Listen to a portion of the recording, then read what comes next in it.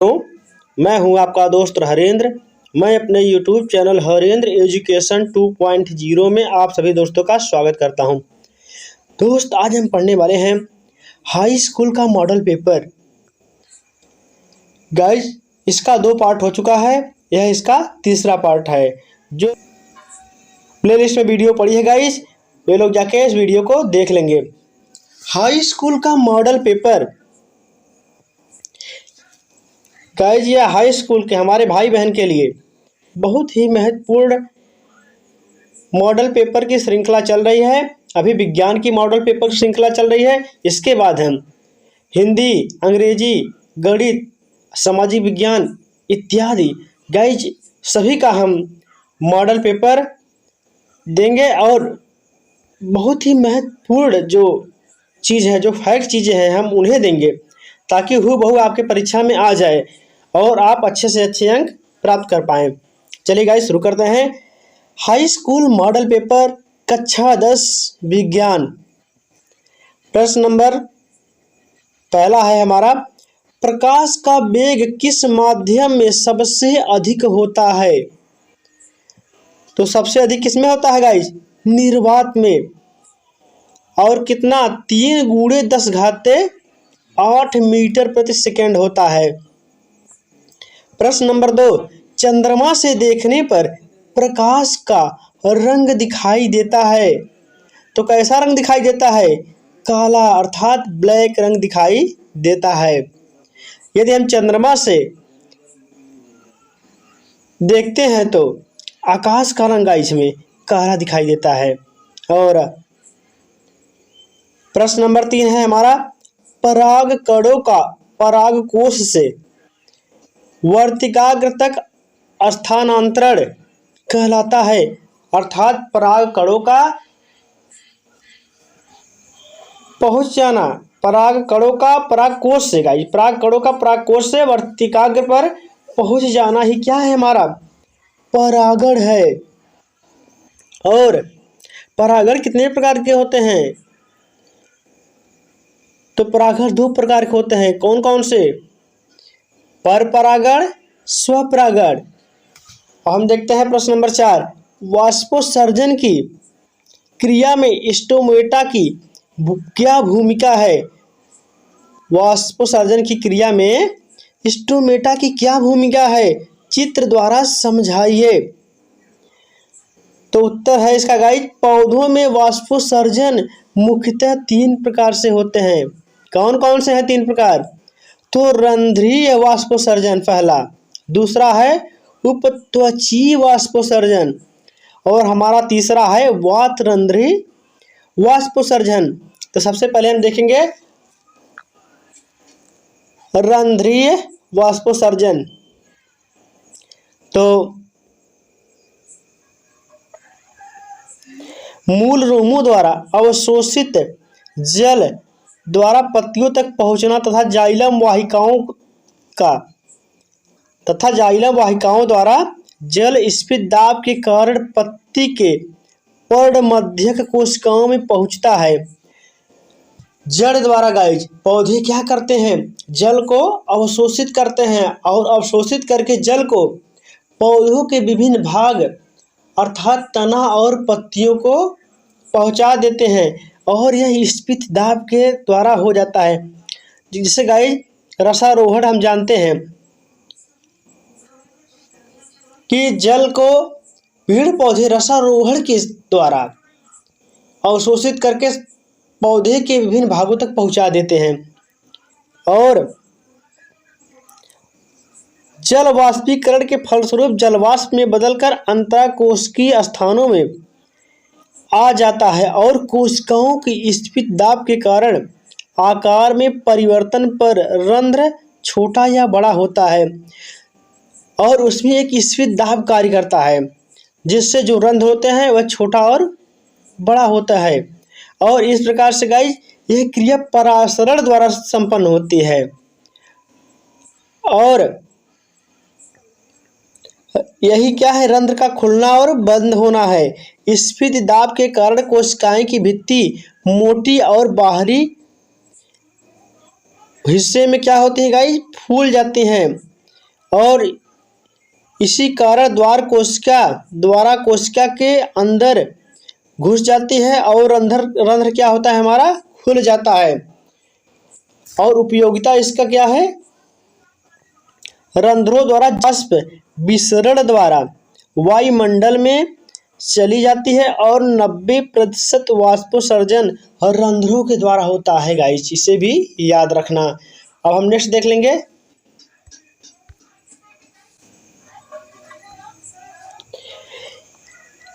पर्णरंध्र की संरचना, बंद और खुली अवस्था। रंध्र गाइस इसी प्रकार से दिखाई देता है, यह खुली अवस्था है रंध्र का और यह बंद अवस्था है। ये जो नीला दिखाई दे रहा है, नीला वाला, ये हमारा स्फीति रक्षक सेल है। और जो ये खुला भाग है तो खुला रंध्र इसे कहते हैं। और जो इसको नीला भाग है, यहाँ पे जो नीला दिखाई दे रहा है, यहाँ पे एकदम नीला भाग, वह क्या है, मोटी दीवार है। और खुली अवस्था में गाइस यह हमारी क्या है, खुली अवस्था में है, यह खुली अवस्था में, जबकि यह क्या है, हमारी बंद अवस्था में है। खुली अवस्था और बंद अवस्था। तो बंद अवस्था में गाइस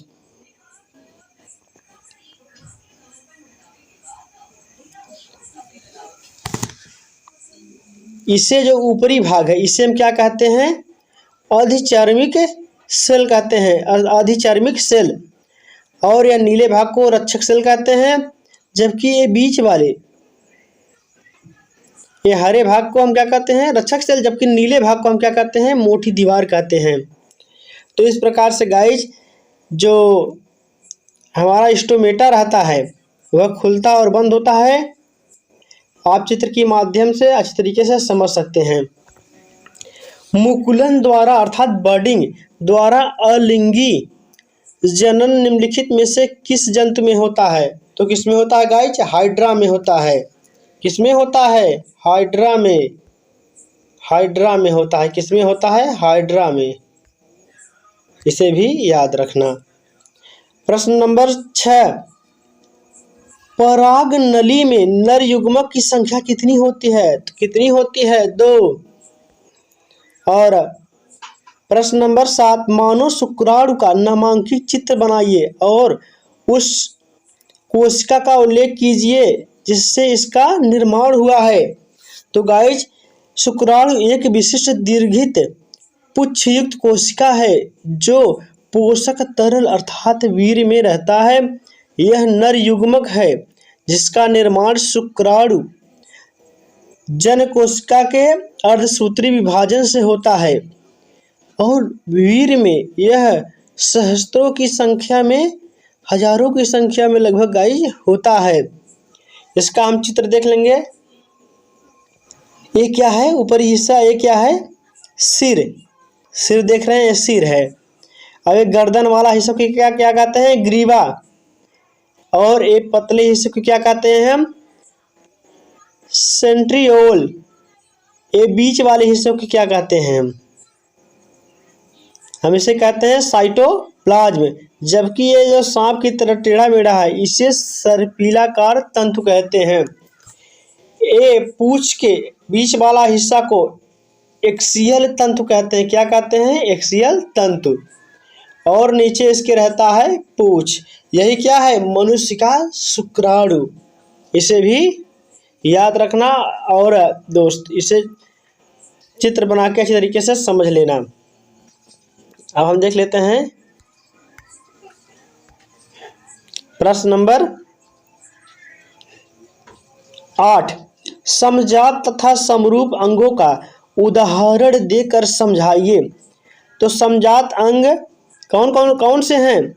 तो समजात अंग में देखेंगे उस अंगों को जो अलग अलग स्पीशीज के जीवों में अलग अलग कार्य करते हैं परंतु आधारभूत संरचना में एक समान हैं और उन्हें हम क्या कहते हैं? समजात अंग कहते हैं। जैसे पक्षी के पंख तथा मनुष्य के हाथ दोनों अग्रपाद का रूपांतरण है। गाइज जो इनकी अंगों का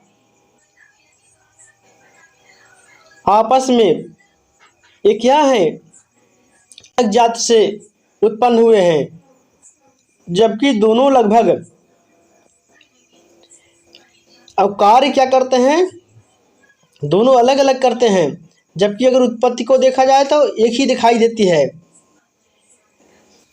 जैसे गाइज हम अपने हाथों से कोई कार्य करते हैं, जबकि पक्षी क्या है, अपने पंखों से उड़ती है। और दोनों का, जैसे हमारा अग्रपाद जो है वह हाथों में रूपांतरण है, और पक्षियों का जो अग्रपाद है वह पंख के रूप में रूपांतरण है, जबकि कार्य अलग है। पक्षी अपने पंखों के द्वारा उड़ने का कार्य करती हैं, जबकि मनुष्य अपने हाथों का अन्य प्रकार के कार्यों में प्रयोग करता है। और समरूप अंग, ऐसे अंग जो अलग अलग हैं, जीवों में एक समान कार्य करते हैं, परंतु उनकी आधारभूत संरचना समान नहीं है, उन्हें समरूप अंग कहते हैं। अर्थात वे तो जन्म से एक समान नहीं है, अर्थात उनकी जो संरचना है वह एक समान नहीं है, जो आधारभूत संरचना है वह एक समान नहीं है, परंतु कार्य गाइस एक समान लगभग करते हैं, जबकि अंग अलग अलग है, कार्य क्या करते हैं, एक समान करते हैं। उदाहरण के लिए समझेंगे हम, तितली के पंख और कबूतर के पंख दोनों ही उड़ने के कार्य करते हैं, परंतु कबूतर के पंख में हड्डियां होती हैं, तितली के पंख में हड्डियां नहीं होती हैं। अर्थात दोनों कार्य तो क्या कर रहे हैं गाइस, एक समान कार्य कर रहे हैं, दोनों ही क्या कर रहे हैं, उड़ने का काम कर रहे हैं, जबकि उनकी संरचना आधारभूत जो बनावट है वह अलग है। जबकि कबूतर का जो पंख है उसमें हड्डियां पाई जाती हैं, जबकि तितली के पंख में हड्डियां नहीं पाई जाती हैं। प्रश्न नंबर 9, किसी दर्पण से आप चाहें किसी भी दूरी पर खड़े हो, आपका प्रतिबिंब सदैव सीधा प्रतीत होता है। संभवतः दर्पण है, कौन सा दर्पण है दोस्त मेरे, यह दर्पण है समतल अथवा उत्तल दर्पण है। कौन सा दर्पण है, समतल अथवा उत्तल दर्पण है।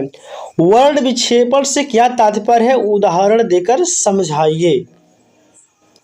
प्रकाश का प्रकीर्णन, जब सूर्य के प्रकाश की संकीर्ण किरण पुंज को प्रिज्म के एक फलक पर डाला जाता है तो प्रिज्म के दूसरे फलक या पटल से निर्गत होकर प्रकाश के 7 रंगों में विभक्त हो जाता है, अर्थात विभाजित हो जाता है।